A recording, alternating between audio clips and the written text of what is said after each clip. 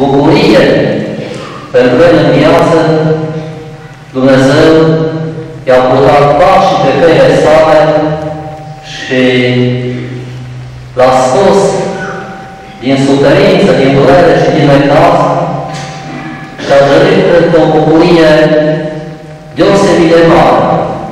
Bucuria pe care o are un părinte duhovnicesc de a ocroti, de a încuraja, de a mângâia, de a recupera din păcat și din stricăciune pe aceea pe care Biserica Ortodoxă Română și Bunul Dumnezeu i-a dat spre păstorire. Știm ce mare bucurie trăiesc părinții atunci când au copii ascultători, atunci când le sunt de folos copiilor, ocrotindu-i și povățuindu-i spre bine în viață, în societate. Dar această bucurie pe care o trăiți dumneavoastră, părinții care aveți și fii după trup, este mult mai mare, sau bucuria pe care o trăiește un părinte duhovnicesc este mult mai mare decât bucuria pe care o poate trăi un părinte trupesc atunci când își vede copilul împlinit, trăind demn și cinstit și fericit în viață. O astfel de bucurie i-a rânduit Tatăl Cel Ceresc și Maica Domnului, Părintelui Arhiepiscop și Mitroplit Bartolomeu, și aș putea spune tocmai ca răsplată pentru credința sa, pentru curajul mărturisirii vieții lui Hristos în momentele de îndoială prin care a trecut în anumite perioade și neamul nostru românesc. Și așa, în câteva cuvinte, ați înțelege mai bine dacă v-aș relata câteva episoade, câteva momente din viața Părintelui Mitropolit Bartolomeu, care sunt semnificative pentru ceea ce este bine să cunoaștem și să înțelegem fiecare dintre noi. S-a născut într-o familie de oameni respectabili, dintr-o comună vâlceană, și ceea ce este deosebit de important, părinții erau oameni credincioși și i-au transmis, i-au insuflat bucuria credinței.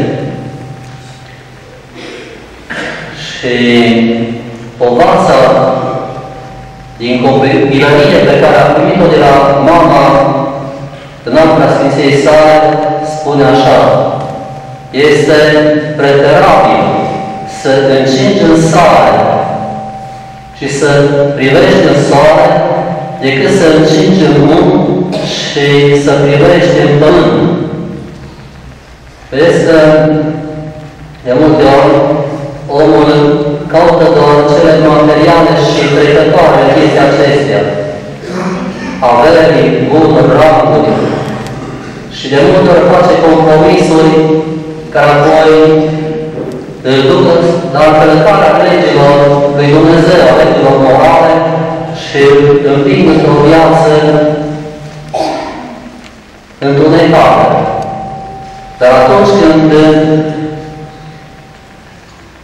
copilul de mic este îndrumat prin credință spre o viață morală, întemeiată pe muncă și pe responsabilitate, și că nu uită acestea nici la bătrânețele înaintate, este atât de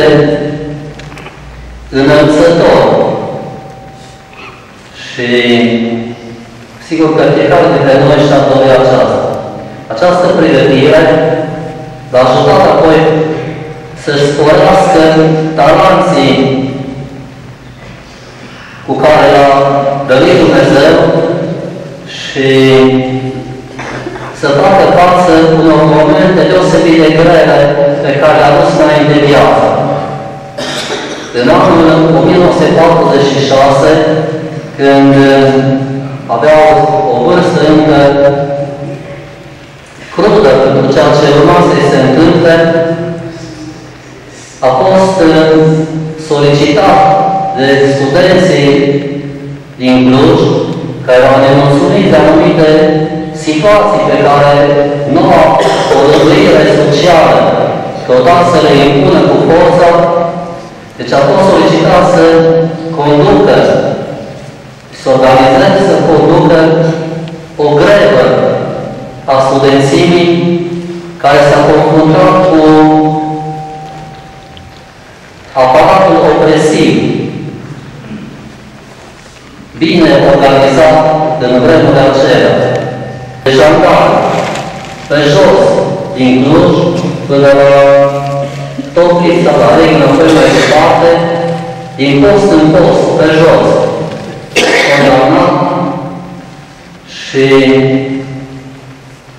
a ispășit Andrei de temniță, crezând că asta este viața lui și așa trebuie să o trăiască, pentru că Dumnezeu l-a cercat să poarte această grea cruce. Dar, vedeți că vremurile s-au schimbat și la scurt timp după schimbarea regimului politic și când scaunul plănicesc de la Cluj a ajuns vacant prin trecerea la domnul al Părintelui Arhiepiscop Teofil Herian, Sfântul Sinon l-a chemat să ocupe acest scaun, să împlinească această grea chemare arghierească. Și deși era deja înaintat în vârstă și pensionat, la vârsta de 73 de ani și-a asumat această grea responsabilitate, spunând, iată, biserica îl cheamă pe bătrânul oștean sub drapel. Și sigur că având această vârstă înaintată, spunea, sigur că nu voi avea o arterie îndelungată și nici roade extraordinare. Dar în momentul acela în care a venit acolo a fost deosebit de important, pentru că atunci când a fost izvodit din post în post de jandar și întemnițat cu lanțuri în mai multe centre de detenție grea din țară, i s-a pus interdicția să nu mai intre niciodată în Cluj. Și prin alegerea sa ca arhiepiscop, a revenit în Cluj, așteptat de un sobor de preoți care au spus, iată, Clujul vă primește cu dragoste. Și Bunul Dumnezeu ne-a rânduit să aibă